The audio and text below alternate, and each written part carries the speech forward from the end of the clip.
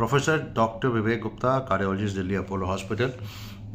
अभी एक मैंने बताया था कि बाईपास सर्जरी वर्सेस एंजियोप्लास्टी दोनों ही टेक्निक इम्पॉर्टेंट हैं और डिपेंडिंग करता है कि किस पेशेंट को किसकी ज़रूरत है। अगर ब्लॉक बहुत ज़्यादा आते हैं और क्रोनिक टोटल अक्लूजन है, लेफ्ट मेन है, कुछ ऐसे स्पेसिफिक एरिया है जहाँ पे हम लोग को बाईपास सर्जरी फर्स्ट प्रायोरिटी होती है। और तो उसमें भी आजकल एंजियोप्लास्टी का चलन ज़्यादा हो गया है। एंजियोप्लास्टी में पेशेंट को चेस्ट नहीं खोलना पड़ता, छाती नहीं खोलनी पड़ती है और उसमें जल्दी डिस्चार्ज हो जाते हैं।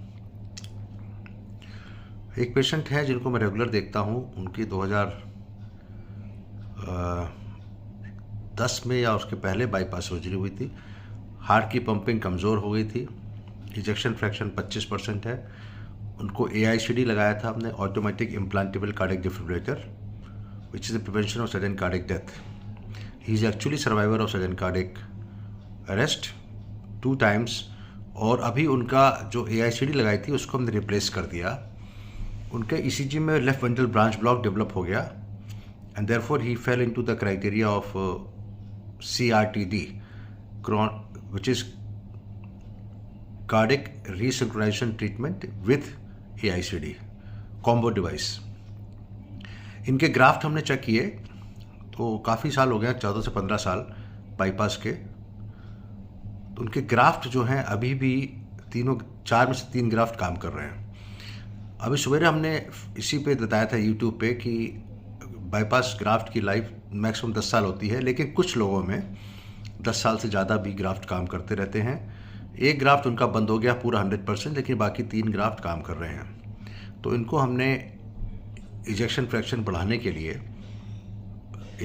CRTD लगाया, combo device, which is cardiac resonation treatment with AICD, and he was feeling well. तो we will check the echocardiography and see whether ejection fraction जो कि 25% है वो इम्प्रूव कर गया। देखिए 25% इजेक्शन फ्रैक्शन काफ़ी लो इजेक्शन फ्रैक्शन माना जाता है, उसके बावजूद ये पेशेंट को कोई सांस ज़्यादा नहीं फूलती। तो it is I think a very mild system of pulmonary vascular hypertension which leads to dyspnoea, लेकिन उनको नहीं हो रहा है और दवाइयाँ रेगुलर खाते हैं।